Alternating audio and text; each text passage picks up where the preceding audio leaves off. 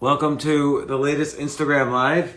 I feel like everyone's doing Instagram Lives these days, so I don't know, there's plenty of other places to see Instagram Lives as well. I feel like every second another friend of mine is doing an Instagram Live, but hopefully there's some value here. I'm trying to always provide the latest information with no real bias. I mean, I guess I'm biased to be optimistic, but I'm hoping that optimistic is also realistic. I'm certainly just as scared about this virus as anyone else, and I'm scared about the economy just like anyone else. Doesn't matter who you are, you're going to be nervous about your family and supporting your family and helping people who are elderly in your family or who might get sick among your friends and so on. And so I think it's important to get good, accurate information out there. And this is true in every situation. It's not always true in every situation to always look at the most optimistic view. But it does help in this current situation to look at realistic data that is not just worst case scenario. Everyone keeps shouting the worst case scenario because they want to scare people. Like all of a sudden, these, people who are normally, sweet, compassionate people who are all about civil liberties, I see them posting all weekend long photos of little kids playing in the park, and then they're saying with their photo, see, no one's practicing social distancing. These are just kids in a park that are 6 feet apart in all the photos I've been seeing. Stop showing photos of little kids in parks. That's not going to save the world. So, again, the key is everyone should always take a step back and be skeptical in every situation. So, for instance, I just saw some news. The country of Hungary has almost a population of 10 million people. They have about 447 confirmed cases of coronavirus. There's 15 deaths. There was 2 deaths in the past 24 hours. 2 deaths in the past 24 hours out of a population of 10 million people. So what do? They basically suspended all rights. They declared a state of emergency. They suspended the parliament. They gave infinite power to the prime minister. They suspended all elections. If you spread any rumors or if you go outside the lockdown or if you gather in a group, you can get arrested and put in jail for up to 8 years. So again, how easy is it for populations of entire countries to just say, okay, we'll just give up all our civil liberties? We have to be very careful that does not happen, because it's always, I don't know if this is a quote or not, but the path to dictatorship or the path to fascism is always going to be paved with good intentions. So you look at countries like South Korea or Singapore, where they practiced aggressive testing, quarantining, social distancing, but they didn't close down the economy. They didn't lock people in their homes. And then even on an extreme, Sweden's done nothing, and the virus has barely hit there. Now, I do think social distancing is important in the United States, and I do think quarantining of positives is important, but there's a lot of evidence, and we'll go through it, that maybe you don't need to lock down the economy to get all the benefits of social distancing. It's very unclear. All these policies, we all act like we know what we're doing, but nobody really knows the actual data. For instance, is it better for kids to be in school, or is it better for kids to be home? So in school, they interact mostly. So it's pretty clear the virus spreads to those you're in most contact with. So it's harder to spread if you just touch someone, and it's easier to spread if you're with someone all the time. So if kids are with kids all the time, then they're kind of protecting or not spreading it to the elderly. If kids are at home with parents and grandparents and whoever, they are actually more likely to spread it to elderly. So I'm not saying that's true. I'm just saying, ask the question. Just be skeptical. If they say, we're going to arrest you if you're driving in the street, well, who are you harming if you're driving in the street, if you're outdoors? If they say we're going to arrest you if you're in Central Park with some other people, but you're all keeping social distance, you just have to question, is this really helping people? So, so someone says in just 15 days, do it will be over. So I'll talk about that in a second. I do wanna say that there is a lot of evidence that, again, there's a timeline to this pandemic. I've been saying it. We've been doing these Instagram lives now for 2 weeks. When I say we, I mean you guys and me. And in the very first one, I said these pandemics in China, in South Korea, in Taiwan, in Singapore, they seem to last about 3 months from beginning to end. If you say the beginning in the US was March 1st, that would put the end around June 1st, give or take, who knows? And the peak, which is when the number of new deaths every day stops increasing and starts to either stabilize or decrease, the peak should be April 15th, give or take a week. So April 15th is 2 weeks from now, and that's not so long. And so the fear is this will keep exponentially growing. But you know what? If you look at the number of US deaths, they have not been increasing exponentially this past week. They've kind of sort of flattened out. We'll see. Again, we'll see with the data. Italy is flattened out. Spain now has started to flatten out. We'll see over the next week if that continues. So it's very clear that these countries that are about 10 to 15 days ahead of us, they're already starting to flatten.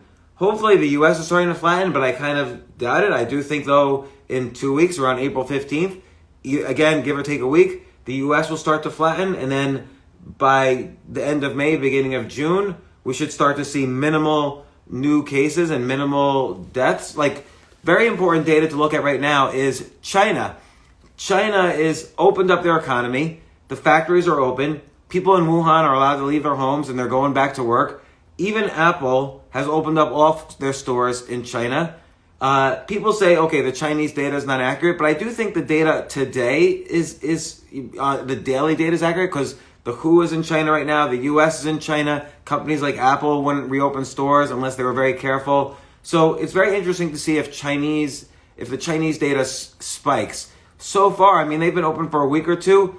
It's just gone straight down, number of new cases and number of new deaths. Someone says, exponential growth doesn't work like that. The important thing to remember, and I've said this before, but I'll just quickly go through it. The important thing to remember is that this virus starts off exponentially, but nothing in a group with boundaries grows exponentially forever. If we were growing exponentially since the beginning of the year, the number of new cases, we'd have something like 4 quadrillion cases right now. That's impossible. So everything that has boundaries, it spikes, and then when a peak is reached, it starts to go down.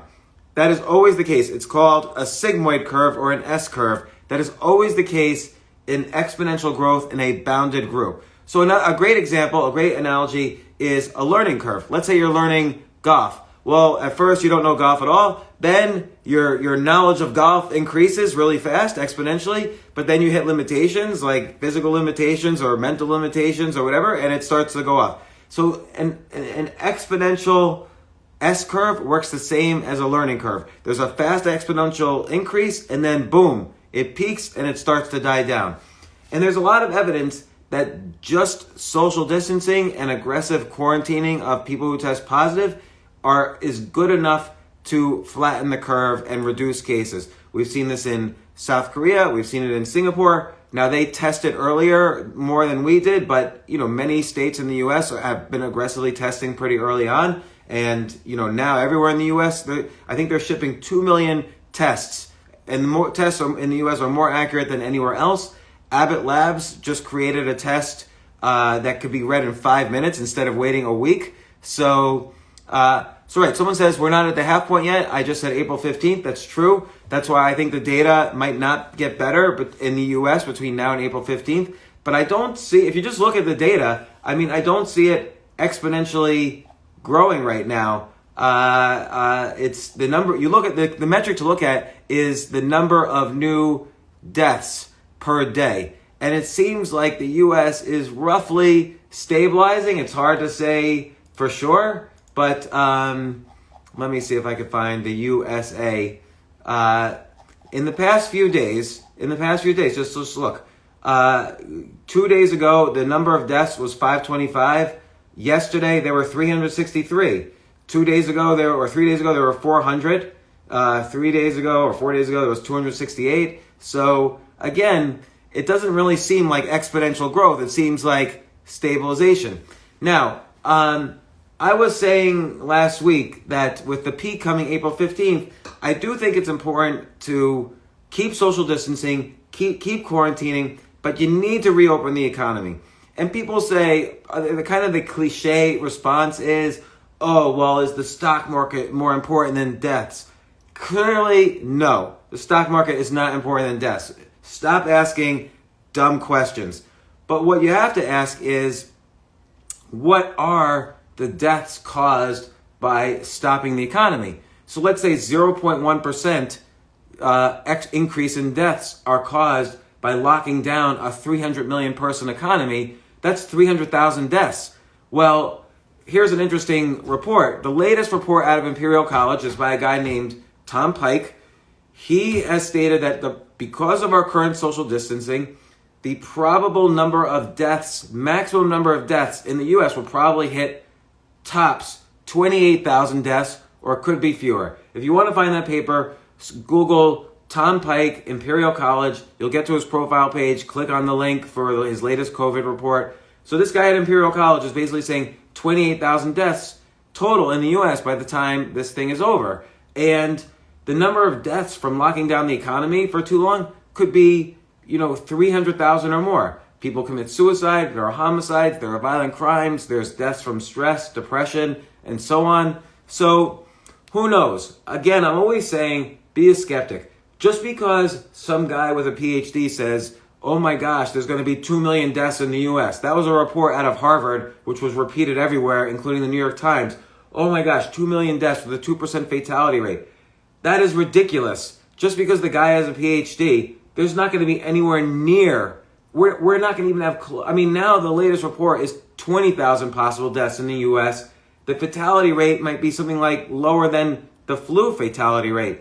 So it's important to say we don't know. Now, social distancing is good. Heck, during the flu season, I social distance. I don't go outside during the flu season. So if you don't want to get sick and you don't want to transmit illness, social distance, quarantine, all these things are good. But shutting down the economy, causing maybe 30, 40 million people to lose their jobs, here's the good thing is, that's not going to happen. I do think parts of the economy, originally Trump was saying April 12th, which I thought was a good timeline. Now he's saying April 30th, they'll start to reopen the economy.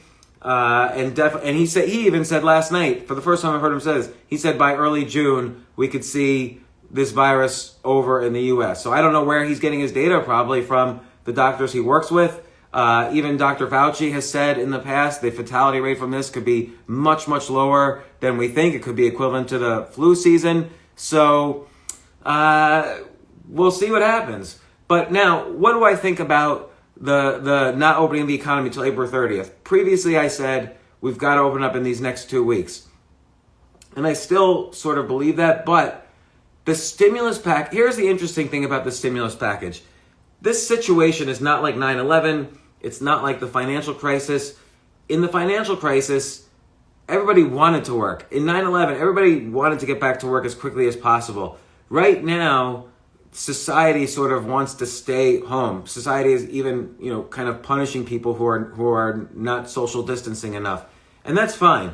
But because of that, because you're not going outside, most people are not spending money. The economy is not only shut down, but even spending is on hold. You're not going out and buying new clothes. You're not going out to the movies. You're not going out to restaurants. You're not flying on a plane. So most probably everyone's spending has gotten much less. So, and now with the stimulus package, a family of four is going to get a check for about $3,200. Small business owners will get loans to keep paying their employees, and that's going to be available, I think, starting this week. The payments to individuals because of the stimulus package is going to happen by April 6th. So I think this stimulus package, you can't do a stimulus package to replace the economy. Nothing replaces supply and demand. Nothing. The government can't just write a check forever. But this stimulus package, I think, kind of flattens the curve in terms of the fallout on the economy. And I do think we can survive until April 30th if you make use of this stimulus package. So take advantage of getting whatever money you can get that's direct to consumers. Take advantage of the tax benefits. Take advantage of, if you're a small business owner, borrow as much money as possible. If you're an individual who owns a home, borrow money off of your mortgage as quickly as possible. Borrow money off of your stocks if you have them and put them in your pocket. So the key is to just get as much cash as possible right now. And then I do think if the economy stays locked down for another few weeks after April 30th, there'll be another stimulus package so people could buy food and necessities. Again, even in my house, I have 5 kids. The only thing we buy is food. We don't even buy anything else. So these checks that the government is handing out are worth it. But again, if the lockdown was to happen for more than a month, then I think we need to stop giving money to businesses and just give all the money to individuals. Like if this stimulus package gave all the money to individuals, it would have been almost $20,000 per person in the United States. So the next stimulus package has to take into account that the economy is going to just be locked down and not come back like normal. After April 30th, we're not going to have a normal economy if the economy stays locked down. So then if you're going to do another stimulus package, just give all the money to the consumer, because all the businesses are going to be out of business. There's no point in bailing them out.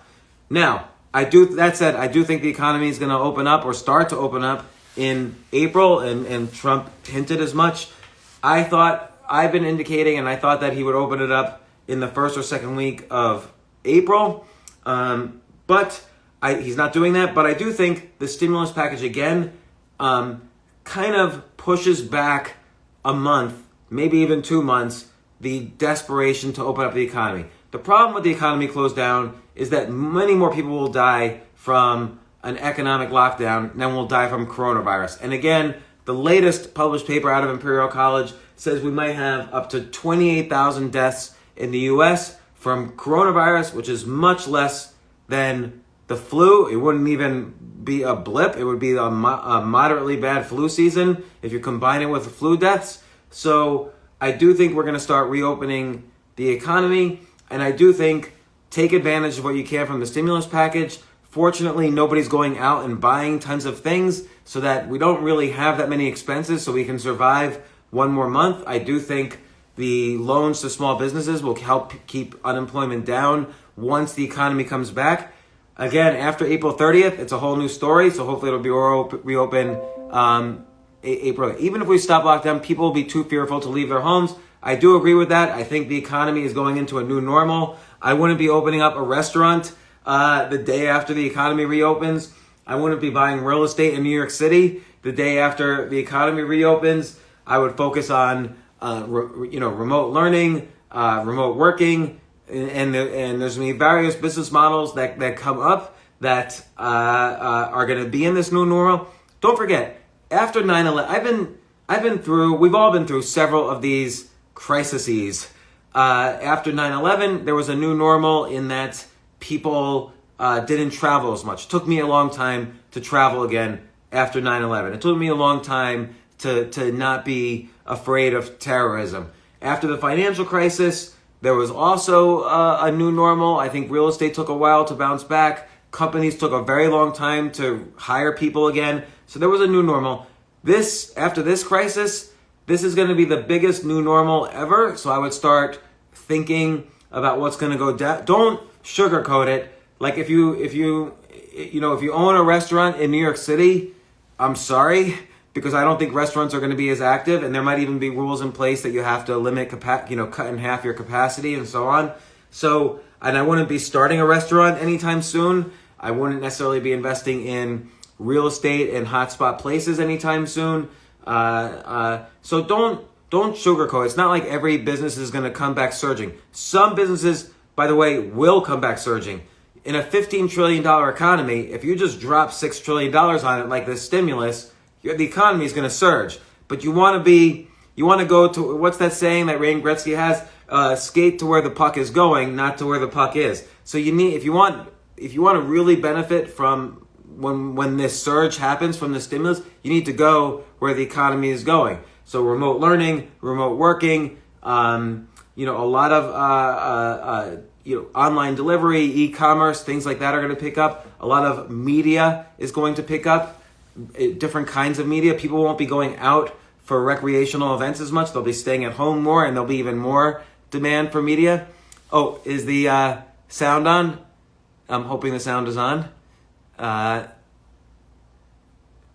Grocery store is a good business if you can do delivery. Grocery store is only good if you can do delivery. Not that many people. I have no reason to go to a grocery store unless they deliver.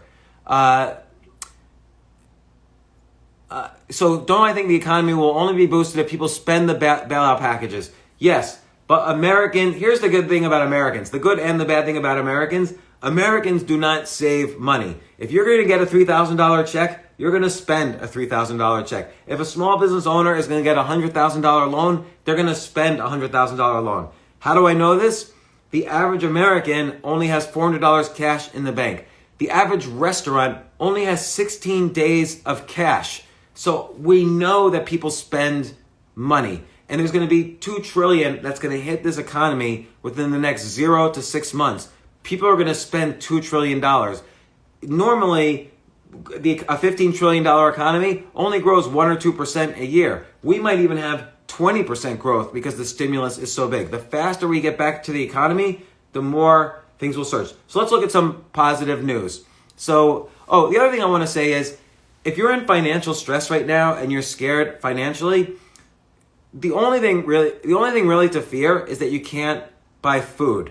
So you're going to get these stimulus checks and you're going to be able to buy food. But here's what I would not do, particularly if you're in financial stress. Stop paying down credit cards. You do not need to pay down credit cards. Who the hell cares about a credit score right now? Just stop and ignore all the phone calls from credit bureaus.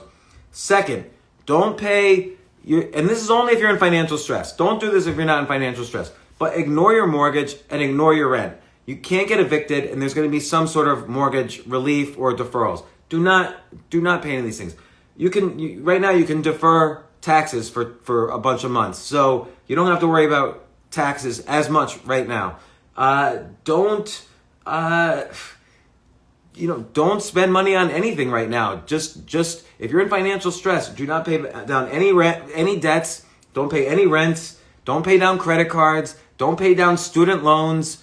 Just stop it and collect the money you can, borrow whatever money you can, and worry about everything later once the economy comes back and the stimulus comes back. So now some good news. Novartis and Mylan and Pfizer, Novartis in particular, is coming out with trials for hydroxychloroquine. Who knows if that works or not? I don't know. I'm not a doctor, but that's a drug that's been already FDA approved for safety with medical supervision. It does seem, some people have said it's helped with coronavirus. Who knows? That's the need for a trial, but hopefully the trial happens fast. And then by the time there's another season of this, these pills are more widely available. The FDA has approved hydroxychloroquine for emergency use for coronavirus. So that's a good sign that the FDA is looking at this. Just because a Democrat or a Republican says, try this drug, don't politicize it. Don't take the opposite view just because you're opposite politically. This is above politics. I have too many people just going, Democrats believe this about coronavirus, Republicans believe this about coronavirus. That's the stupidest thing I've ever heard in an issue that's affecting the entire world and 128 million jobs. For the media to propose hysteria or to divide themselves in party lines, they should be held accountable, to be honest. So again, another piece of good news, new report out of Imperial College by this guy Tom Pike says that the number of deaths in the UK could be about 5,700 in total, which is minimal, and could be about 28,000 in the US, which is important to know is less than flu season. In the last year's flu season, 80,000 people died. If every death is horrible, but 28,000 deaths is not the 2.2 million that was originally predicted. It's 1% of the number of deaths that were originally predicted. Shame on the PhDs who predicted 2.2 million deaths. Shame on the New York Times for spreading that rumor. It's horrible. So another piece of good news is Italy continues to stabilize, even though Italy, had many more complications than the U.S. currently has. Like, they don't have enough ICU beds. They have an aging population. There's many more smokers. There's more pollution. Italy has started to stabilize right on time for the peak. They're about 1.5 months in. They're about 10 days ahead of us. They've started to stabilize. Spain started to stabilize. There's other drugs like Actemra or some of these HIV drugs that are being approved for trials. There's something like 20 different trials going on now for vaccines and cures. So this is all good news. Not for today, but although it is good that hydroxychloroquine has been approved for use right now, and so we'll see if it actually works. Another interesting piece of good news, Sweden. Sweden has had no lockdown. They've had the vaguest of social distancing and quarantines. They don't really have the virus. They have some new cases, they have some deaths, but it's like in double digits. It's less than 100. So some countries seem to be avoiding this completely, which does suggest this is not an incredibly strong virus. You have to remember, this is very important to remember. The more contagious a virus is, the less fatal the virus is.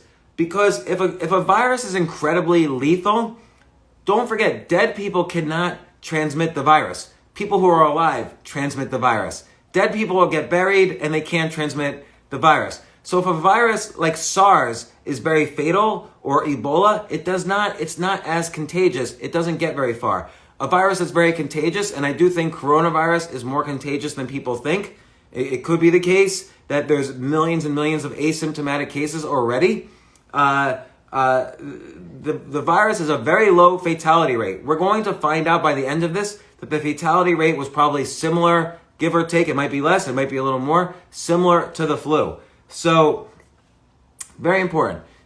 And nothing changes my mind on the peak of this virus in the U.S. being around April 15th, give or take. I hope it's earlier. I hope it's even started already. But give or take April 15th, which means that the end of the virus will be, in the U.S., will be around end of May, early June. But I do think the economy can start reopening. It's unclear you need a lockdown to prevent deaths. You need social distancing, you need testing, and the U.S. is sending out 2 million tests to every state this week. You need testing and you need effective quarantining. But you don't need, if you lock down businesses and there's only a 0.1% increase in deaths from a several month lockdown of the economy, that's an extra 300,000 deaths as opposed to a possible 30,000 deaths from coronavirus. So you always have to look at things from every angle and then do things accordingly when you have all the data. The problem is we've been getting only the worst case scenario data, or we don't know the data. It's okay to say we don't know,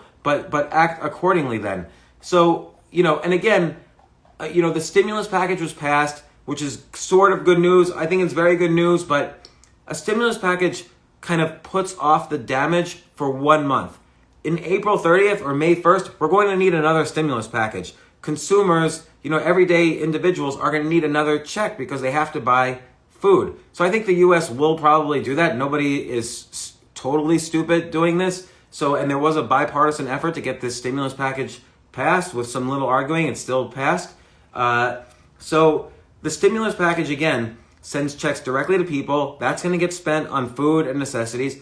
Sends checks to small businesses to cover payroll. So that'll prevent unemployment from spiraling too much out of control. And it does kind of band-aid the pain for a month. In a weird way, it flattens the curve on the economic disaster. So I think this is important to realize that we could handle till April 30th. Obviously, the sooner or the better, but by April 30th, the stimulus packages, the government can't protect the economy forever. The only thing that protects the economy is when people spend money. So with an extra $2 trillion or $4 trillion or $5 trillion now in the economy, that money is going to get spent over the next year. Stocks are going to go up. People are going to get hired, maybe not back for their old jobs, but for new jobs.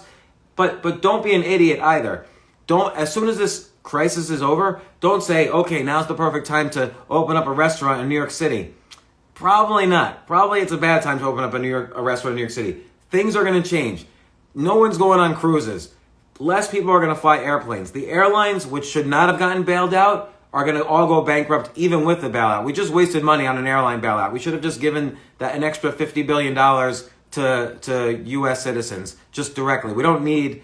Airlines have a history of going bankrupt. They survive bankruptcies. Some industries do that. So hotels can go bankrupt. They'll survive.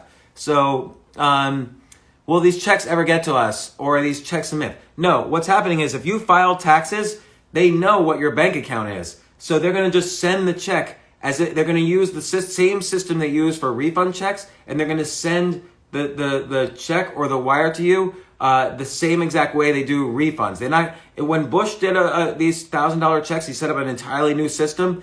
Now with this stimulus package, they're simply piggybacking on the very, very standard IRS refunding of sending refund checks. So if you file taxes, you're going to get one of these checks by April 6th. And what I would recommend is if you have a small business, go to your local bank, make an appointment, and apply for a loan. You have a good, decent chance of getting a loan. And the other piece of advice is if you're in financial distress, don't do this if you're not in financial distress, but if you're in severe financial stress, immediately stop paying your rent, stop paying mortgage, stop paying student loan debts, defer the IRS, stop paying your credit card debt. None of those things are important right now. Just cash the check the government's sending to you and make sure you buy food for your family and, keep staying active. You can't think your way out of depression or anxiety. The key is to stay active. Whenever you're active, you're forgetting a little bit more about the stress of this. And particularly if you're in distress, you need to stay active so that you're not depressed or stressed. You could binge watch. I'm binge watching Breaking Bad on Netflix right now. I can't help it, but during the day I'm trying to stay active, and I'm still writing 10 ideas a day down on my waiter's pad every day. You have to keep creativity in exercise. You have to keep that creativity muscle exercised. Another way to think of it is I call it the possibility muscle. So when this stops, think of all the possibilities you have in front of you. We all just kind of have been home for a month. Once this is over, a month or a month and a half. Think of all the possibilities. You don't have to go back to your job. You don't have to go back to business as usual. Start laying the groundwork now to increase your possibilities. Maybe you don't want to live in the city you live in. This experience has kind of worn me out on New York City. I was in the World Trade Center on 9/11. I was living on Wall Street during the financial crisis. And now New York City is the capital of the world for this coronavirus. I'm getting kind of sick of New York City. So you always want to start planning now. And again, exercise your possibility muscle by writing down possibilities every day. Where might I live if I don't live in New York City? What would I do? What businesses could I start? Where are there opportunities? So today I started listing some potential business ideas. So for instance, podcasts right now are more popular than ever. Everyone's staying at home, starting a podcast. Right now, it's very hard to monetize a podcast. So to monetize a podcast, you have to sign up with a company. There's very few companies that find advertisers for you, and then you can get advertisers from like a company like Midroll, and that's how you monetize a podcast. But what if there was an exchange set up where advertisers could sign up from people who want to spend $10 to people who want to spend $100,000. Podcasts could sign up on the other side and be very transparent about their numbers and their data. And you can have an ad exchange where advertisers could find the right podcast to market on, and podcasters can get monetized. Right now, this business doesn't exist. There's companies like Midroll which take 20 or 30% fees, but in general, and there's other companies like that, and they're good companies because they're the only way to monetize a podcast. But if you set up an exchange, it'll reduce the fees, it'll allow more people to advertise on podcasts, and it'll allow more podcasts to be monetized. So that's one business idea. Another idea, by the way, when you write down 10 ideas, most of your ideas should be bad. Like otherwise, nobody could come up with like 10 good ideas a day. That's 3,650 good ideas a year. You should come up with like 3 great ideas a year, but you need to write 10 ideas a day to come up with 3 good ideas a year. So I have an idea that I wrote down that's a bad idea. I call it quarantine in a box. So you basically create a box and people could sign up for it so that the second there's ever a lockdown in your state or your country or your area, you automatically get the quarantine box. And the quarantine box has hazmat suits, surgical masks. Maybe it has a tape measure so you can make sure you're 6 feet from everybody. Maybe it has, soups that you just need to heat up and some canned goods. Maybe it has an oxygen saturation meter. So if you get the virus, you can test your own oxygen and see if you need to go to the hospital. So, boom, quarantine in a box, subscribe now, and maybe that's a business. I kind of think that's a bad idea, but it's not about having bad ideas or good ideas. It's just about exercising. Here's another idea that somebody should do right now. Set up, and I actually think this is better for accountants to do it, but anybody can do it. Set up a stimulus advisory service. So the stimulus was passed already 3 days ago, but I can even see a lot of people here are asking basic questions about the stimulus, like where are the checks going to be? How do I apply for a small business loan? What happens to unemployment insurance? How do I get some of this funding? What does it mean? Someone should set up a stimulus advisory service that for a fee, you'll walk people through everything they need to do to get a check, to get a small business loan, to find out what your company is doing, to get your taxes deferred, to find out what things you can write off against taxes, to get student loans renegotiated, whatever. Stimulus advisory service, that would be like plenty of people would pay, $100 or $50 or $500 for someone to just advise them on their next. And you could have kind of a basic level, which is a half-hour session, and then you could have someone just like it's sort of like there's these offices where you can get a passport really fast instead of going through the government. So I did it a few weeks ago. I got a passport in 2 days by going to one of these quick passport services, and I paid a few $100s, but I got my passport in 2 days instead of 3 weeks. So a stimulus advisory service might be a good short-term business idea. So another thing I was thinking was maybe a teacher exchange. Like right now, there's all these teachers sitting at home, and so and there's all these people who want to learn new skills. So, for instance, one of the hottest new skills that you need to learn for the tech industry is to learn something like JavaScript. I just saw this on a list. One of the top skills needed in this new economy is a programming language called JavaScript. By the way, JavaScript is not a very complicated programming language. It's kind of like just advanced word processing. And there's probably teachers online who can help walk you through all the different courses. There's courses like Khan Academy, LinkedIn Learning, Coursera, Code Academy. Maybe I need a teacher to help me figure out which courses I should take, give me tutorials, help me with the homework, help me with the tests. There should be some sort of exchange, an online exchange, where it's kind of like the Uber of teachers, but remotely, and they'll help you get through and learn a skill like JavaScript or some other skills that are going to be in demand.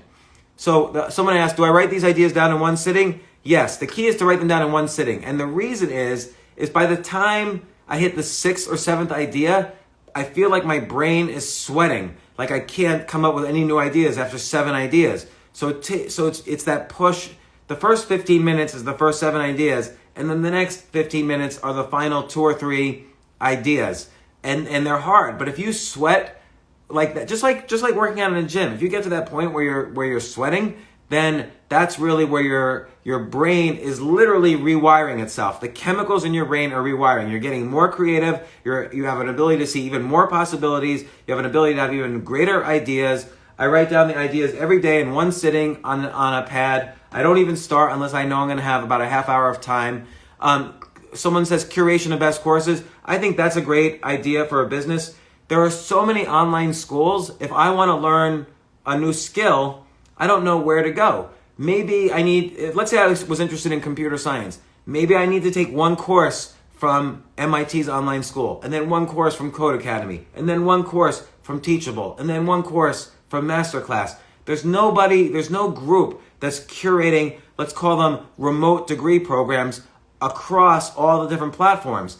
And then what happens is, instead of paying tuition, you can model degrees as like a subscription platform, so that I can pay a subscription. And I want to get a computer science degree, so I'm going to subscribe while I get a computer science degree online across multiple platforms. And then there's some body of experts that curates the best courses from each online school, so that you get the best possible online degree. Because again, in this new normal, here's what's going to, certificates, validation, degrees are out the window.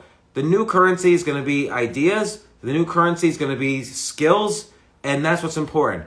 Whether you got your degree from Harvard or Quinnipiac, or you take a course here from Code Academy, a course here from Khan Academy, a course here from MIT's online school, skills are important, not where you went. I mean, Quinnipiac College, the president of Quinnipiac makes $3.2 million a year. I don't even know where Quinnipiac College is. Like, college is such a joke, and people are kind of realizing that now. So college is a joke, and real estate, again, who's going to want to buy a $10 million apartment in New York City if you know that New York City is going to be the worst place in the world at some point in every single pandemic from now on? So real estate's going to change. Focus on things that are cheaper, not luxurious. Focus on skills. Focus on getting skills cheaply. Write down 10 ideas a day. And again, the good news is here. The worst case scenario is not going to happen. Nobody even says that anymore. Remember, a few weeks ago, people were still saying there's going to be up to 2.2 million deaths in the US and 150 million cases. That is so ridiculous. Like, there's going to be, you know what there's going to be? There's going to probably be less than 30,000 deaths. It's going to be less than the flu. And we're all going to look back and realize, man, we shut down a $15 trillion economy for a bad flu season. Now, again, it's horrible. It's sad. All deaths are tragic, but more people are going to die from stresses related to the economy than are going to die from coronavirus. So you have to take everything into balance. Meanwhile, though, because you're here on this Instagram, because we're talking, because you're thinking out of the box a little bit, you can lay the groundwork for what's going to happen next. What are your possibilities? Start writing down today. You've got 30 days left. What are the 10 possibilities that I could do for a living after this is over? What are 10 businesses I could start? What are 10 books I could write? What are 10 things I could post on Instagram? What are 10 things I could do a podcast about? Just sky's the limit. Well, maybe I can, borrow money and I could buy an online commerce website that delivers. Or maybe it's a good idea. Here's one of my ideas from today. Nobody's going to be drop shipping from China anytime soon. But what about drop shipping from Africa, which hasn't been affected as much by the virus, possibly because of their temperatures? But there are companies like waystocap.com in Africa that you could do the same kind of drop shipping that you would have done in China. You could do there, maybe even more cheaply. So that's another business idea. So what do you think about 5G related to this? 5G is necessary. We've seen right now with everybody home, it's putting a stress on the internet, and who knows what that will do. But 5G makes everything 100 times faster than the current internet. Some people are saying 5G might have caused this virus. That is completely not true. 5G, where is 5G biggest? It's biggest in South Korea. South Korea had 94 deaths in total. So 5G has zero effect on coronavirus. 5G will create huge business opportunities in virtual reality, in big data, in robotics, in AI, in media. So 5G is definitely... So stock picks for a turnaround. Let's talk about the market for a second. The market is going to still go up and down for the next few weeks, I think, until a peak, until we have good data. But, and the data is already getting better. You see the data in Italy is getting better. The data in Spain is getting better. The data in China remains good, which is important as they go back to work.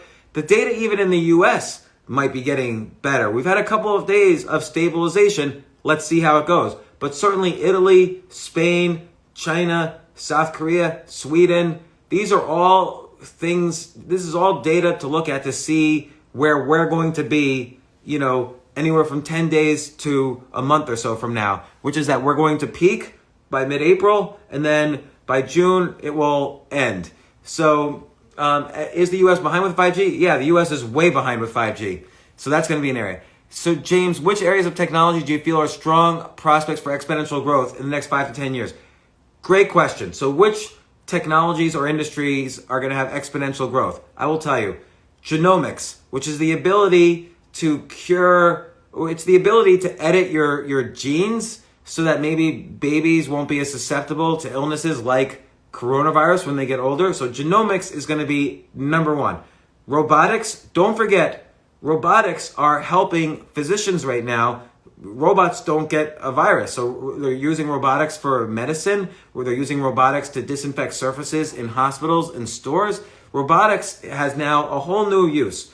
Another area, drones. So again, I myself personally don't know how to get involved in drones. Maybe we can create an Uber for drones. I don't know. But drones, if you find some drone stocks, and I'll pick some for you if you want, but drones for delivery is going to change. The new normal is going to be 10 times as much deliveries happening in the economy. So someone says 5G has tremendous impact on human physiology. I don't think so. Virtual reality is going to be huge, but we'll see. I've bet on virtual reality before in the past, and it's not moving as fast as I would like.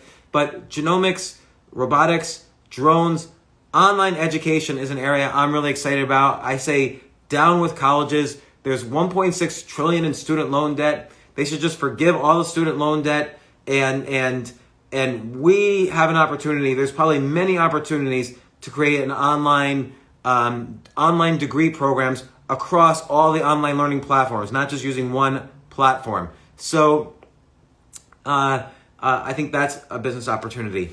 What other industries? I think we're going to see remote working is certainly going to be. Oh, you know what I would like to see? Here's a bad idea. Right now, everyone's doing these Zoom conferences, Zoom lunches, Zoom happy hours.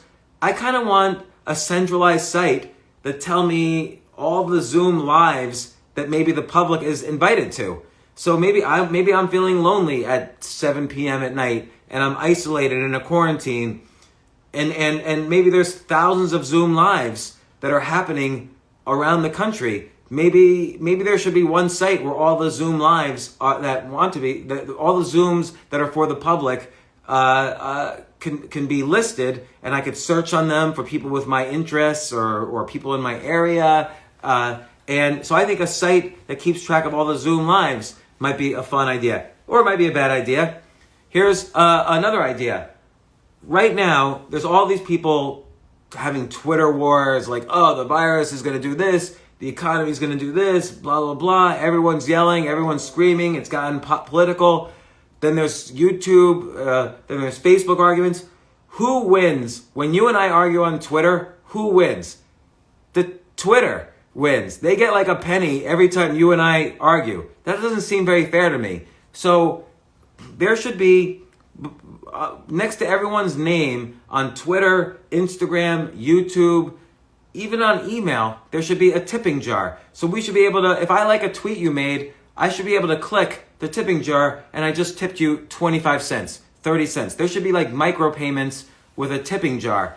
And I don't know if anyone's thought of it. I guess that's similar to Venmo, how Venmo works. But, Venmo, there's various limitations. I think a tipping jar should be on social media so that we can all start to, I know many people who have had really great Twitter feeds during this crisis. They don't benefit from it. And the CEO of Twitter benefits from all the arguments on Twitter. So we should give a way to kind of monetize the effort people are putting into social media while they're sitting at home. So the president has a tweeting problem, yes, but I don't know, he could have a tipping jar too. Who knows? I don't know. Every time we argue on Facebook, like the other day, someone wrote on Facebook, oh, I'm sick of seeing your face all over the place. on Facebook. Okay, well, A, you don't have to read my stuff. I have no problem with that. But B, you just gave Mark Zuckerberg another 10 cents because you posted a whole thing and I clicked on it and boom, now we just gave Mark Zuckerberg 10 cents, but we benefited zero. Like, it's just negative. So, someone says, this is just how I expect my apartment to look. The pride of my apartment is my Defender 1980 style arcade game. By the way, you can make your life pleasant and interesting without much money. This is a $300 arcade game. It doesn't cost much. I don't own a car, so instead of buying a car, I get to buy an arcade game. I get a nice computer. I have fun. So, tell my wife that you're joining my family. Okay, come on over if you can find us. But someone wants me to retell this story. I don't know if this business idea is a good one. This is just on my list of 10 ideas a day.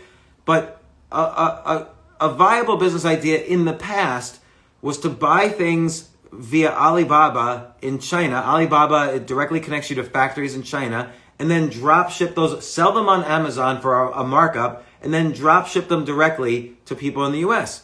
Well, China, I don't know if people are going to trust China as much. And Africa doesn't seem to be as affected by this virus. Now, here's another thing about Africa is that borders have been slowly going down and there's a lot of trade happening in Africa. And there's some websites that I'm thinking of is called Ways to Cap, WAYS2CAP.com. Ways to Cap, I think, I've never used the site, but just from a little bit of research, I think they do drop shipping from Africa. So check it out. I don't know if this is a good idea or not. And again, another idea I had was, and here's a bad idea, quarantine in a box. Just keep track of all your quarantine items. Actually, my wife came up with this idea, but I stole the idea from her and wrote it down today. And I want to sign up for the quarantine in a box service. So this way, whenever there's a hint of a quarantine, my subscription kicks in and I get a quarantine box with hazmat suits, surgical masks, antiviral pills, an oxygen saturation meter, so if I get the coronavirus, I can see if I'm running out of oxygen, a measuring tape so I can measure 6 feet away, and who knows what else, maybe a Netflix subscription or something comes with the quarantine box. Think about what comes with the quarantine box. And in general, though, I do think it's important to, I know for myself, if I just sit around watching the news is so pessimistic and so depressing. And by the way, here's the thing you have to be aware of with the news. So I've worked in the news industry. The people who work in the news industry are 99% idiots. They are depressed, angry people who want you to be as depressed and angry as they are. And that's the goal of their headlines. That's the goal of their articles. And newspapers love hiring bitter, angry people like that because newspapers only make money when they scare you. So, because then you'll go back and click more. Oh, should I be scared again? And so again, I don't even read any newspaper articles. Go directly to the source. So earlier I quoted this guy Tom Pike, works at Imperial College. He just came out with a new paper which says that the U.S. could experience up to 28,000 deaths if we continue with our social distancing during this period. 28,000 deaths. Don't forget, the original Imperial College prediction was 500,000 deaths in the UK, much more in the US. So 28,000 deaths is not even what the flu is. The deaths from a shutdown of the economy would be much worse. The other thing I want to say about the economy is the stimulus package is good enough that it pushes back economic disaster, but only for like a month to 6 weeks. We do need the economy to open up. Hopefully they're working on a plan right now. Trump has said April 30th. Who knows? Hopefully it'll happen by then or around then. But I do think if it doesn't happen by early May, we'll need another stimulus package. But then I would say all the money needs to go directly to consumers. Again, another business you could start right now even, the stimulus advisory service. Read everything you can about how people can get money from this stimulus and then charge a small fee. and put up your shingle and you're open for business. Stimulus advisory service. So today was my day for writing down 10 new business ideas. Again, most of them or all of them were bad ideas. Maybe the one I think is the best idea of these ideas is a podcast exchange for sponsors. So we have only 4 minutes, so I could only explain this. Maybe I'll explain this more tomorrow. Every business looks like this. There is people who have too much of something. There are people who need that same thing, and there's a mediator in the middle. So think about Uber. There are people who have too many empty seats in their cars. There are people who want to sit in those empty seats, and then Uber is the app in the middle that mediates and handles the transactions and security and so on. Airbnb, is an excess capacity of empty rooms. There are people who want to stay in empty rooms, and Airbnb is the platform in the middle. So every business has that model. Even a store, if you go to your deli, the deli has an excess amount of candy. There's people who want more candy, and the cashier is the mediator in the middle. That's an offline business, but online businesses all look like that Uber or Airbnb model. So you can even create potentially an Uber in a box, so that you can create an Uber for nannies, an Uber for nurses, an Uber for teachers, or an Uber for accountants, whatever. But, I guess I just want to leave you with this. This weekend with my wife and with 2 of my daughters, we went and we volunteered at a food line at a homeless shelter. The problem at a homeless shelter is that when people stand on line, it's hard to keep them at 6 feet distance. And there was a homeless shelter that was shut down the other day because not everybody was staying at 6 feet distance. So that was volunteering. But there's many things you could do volunteering even remotely. For instance, you could do Zooms with the elderly, and there's places to volunteer for that. You could volunteer for crisis text line, where you get a little bit of training, and then you can help people who just need to text to somebody that they're depressed or so on. So look for ways you could volunteer. Look for ways you could be active. Write down 10 possibilities a day or 10 ideas a day to exercise that possibility muscle.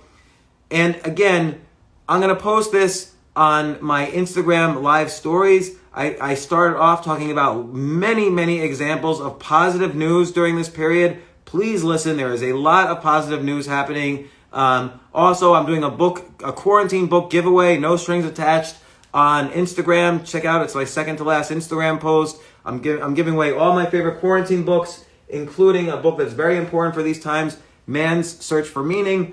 It's very important, I think, to use this time to figure out what meaning you have in life. Viktor Frankl, the author, survived Auschwitz, so we could certainly survive this period. Although, again, I know it's really stressful and horrible. And again, I do think the economy will start to unfreeze by the end of April. I hope it does. Otherwise, I think that's a disaster. But I'm good that the stimulus package pushed things back. Meanwhile, I'll be doing IG Live tomorrow. And if you have questions, you can ask me on Twitter, and I will save this video it'll be available in a few minutes. It'll be on my stories in the live section. And I had good news that I was talking about in the beginning, and then I was talking about business ideas, and then I talked about the media a little bit, and then I talked more about business ideas. So listen to the live on my stories when it's available. And thanks very much. And tomorrow I'll be willing to come here and share some ideas. We can all comment on them. I've been really enjoying you guys and enjoying this community. So thanks very much, and see you tomorrow at 2 p.m.